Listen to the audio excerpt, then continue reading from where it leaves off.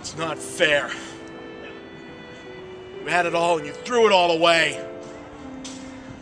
None of you even know where you've come from. I was a fool. I don't belong here. I don't belong in this world. I don't belong. Don't be so sure, RetroThinker. Who are you? I'm the Game OverThinker. I'm like you. As in, exactly like you, actually. To the point where it's like you were being played by the same guy. Not now, Ivan. If you're like me, you know there's nothing here for me. Kids, talking a suicidal, time-displaced TV host off a roof is serious business, requiring the full attention of the would-be rescuers. As such, while the Overthinker and I try to stop this guy from making an asphalt pancake of himself, please enjoy this previously recorded segment of the Game Overthinker. Our universe rests on the uneasy border between two worlds. The world of man, ordinary and stable, and the world of games, imaginative and chaotic. Where these worlds collide, one man is called to stand for reason, maintain the balance, and destroy ignorance. He is the Game Overthinker.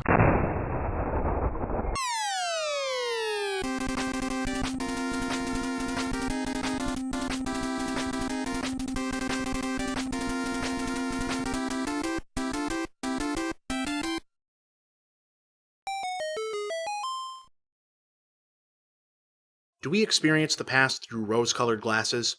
Of course we do.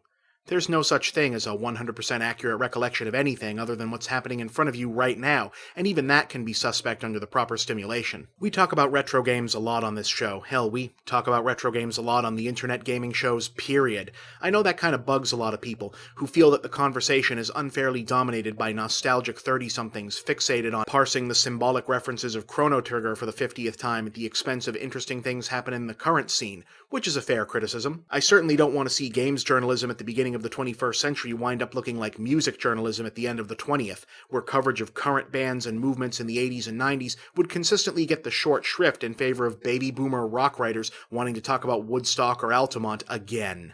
But to a larger extent, I think the retro fixation is inevitable. However fast technology moves, an hour remains an hour and decades remain decades. You can't really tell just what will and won't have meant something until it's had time to settle into its place in the collective memory.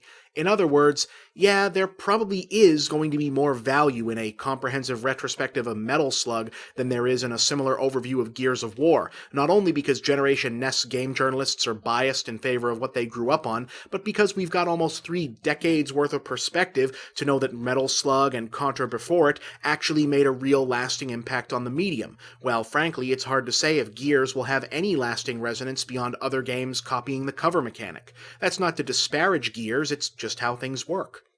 And yet, predictably, web-based game commentators' long-standing affinity for the retro scene has created a backlash, not so much against retro gaming itself, as against the so-called romanticism of it by folks like me, specifically that we overstate the case that the medium has become stagnant and samey in its current state, and that there was a greater variety, creativity, and innovation in the good old days.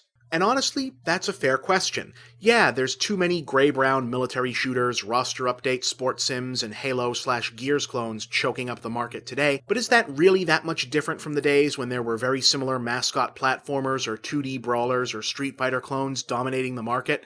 Were we really better off when 100 guys all wanted to be Sonic than today where 100 guys all want to be Master Chief? Benzai actually did a pretty solid piece on the subject, which is probably worth a watch if you get a minute. But yeah, it's a good question deserving of a serious, honest answer. Were things really that much better back then? And after many moons of careful meditation on this very subject, I arrive at my answer. Yes, they were. To some of you, this will just be more evidence of my bias or nostalgia goggles or whatever the terminology of the week is. I can't do anything about that. But know that I did not arrive at this conclusion easily, and that I also don't ignore that there are obvious exceptions and caveats. Let's look at some examples. Now, it's true that in the 80s and 90s, the mascot platformer genre produced a lot of titles that were basically just trying to piggyback on Sonic the Hedgehog. This is often held up as a yeah but to charges that too many games are just trying to be Call of Duty, but let's look at this objectively for a moment. Here are 4 screenshots from Modern Warfare 2, Battlefield 3, Ghost Recon, and Medal of Honor. Now obviously big fans can tell the difference between these at a glance, but let's be honest, there's an awful lot of sameness going on here. Not necessarily a negative criticism, just an observation. Now, here's 4 screenshots in no particular order for Bubsy, Brian the Lion, Arrow the Acrobat, and Awesome Possum, all of which are largely seen as following lockstep in Sonic's footsteps.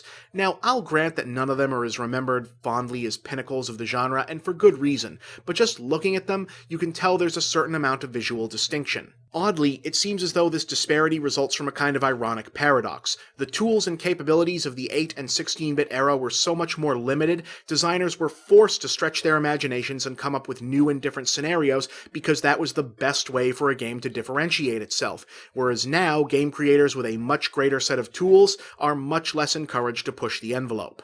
And it's not just a broad spectrum of gaming thing either. Even innovation within franchises seldom sees the kind of breadth it used to. Case in point, when Mega Man jumped from the NES to the SNES, the difference was night and day. Fast forward a bit, here's Halo 2 on the original Xbox, and here's Halo 3 on the 360. Not really quite the same wow factor. That said, I do think there's an area of this discussion where those who cry nostalgia blindness actually do have a point. See, I think it's pretty clear that gaming in the so-called Golden Age had more going for it in terms of diversity and imagination, but it's a mistake to assume that this was because designers in that era were somehow better, or that present-day designers are lacking the creative fire of their predecessors. That's not really fair, nor is it accurate. The fact is, game design in the Golden Age had to bend over backwards creating new worlds and characters because the market was demanding innovation. Even if you were just going to rip off Sonic, you were going to have to make a whole new cast of characters and a distinctive world, or else no one was going to notice. If every platformer after Super Mario Bros. Had looked just like Super Mario Bros., people would have skipped them all. Today, for whatever reason, the market is a lot less demanding. For better or worse, people seem to want every first-person shooter to be Call of Duty, every sports game to be Madden, every other shooter to be Gears of War, and so forth. Too often, we place all the blame for rotten trends and bad habits in video games entirely on the publishers and designers. But the fact is, the gamer community has to bear some of the responsibility. You can't really fault the industry for taking the easy route when it's the consumers who told them to go there. Give me one good reason why I shouldn't just end it all right now. Yeah, it sucks. I know it. Hell, you just got here. I had to watch this all happen.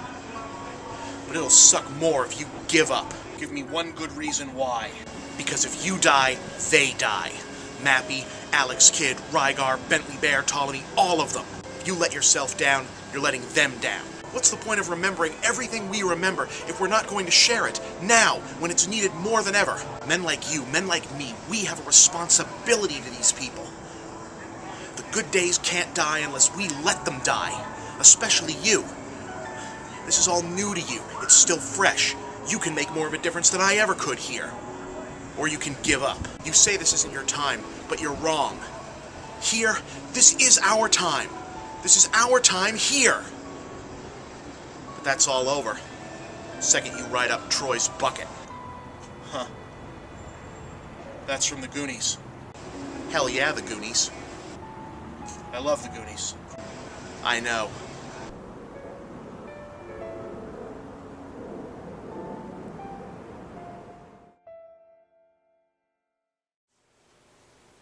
wanted to thank you again for helping me, Overthinker. I was in a real dark place there. Hey, don't mention it. We've all been there. Are you sure you won't stay? No. There's a whole world of video games out there that I need to catch up on, and I'm not wasting any time. Where will you go first? Well, man, I really appreciate all those crazy new Mario games you showed me, but I want to find out what happened to my boy Sonic. Actually... No. Don't tell me, man. I want it to be a surprise. Well, I guess this is goodbye then. Catch you later, Overthinker. What will he find there, sir? His destiny.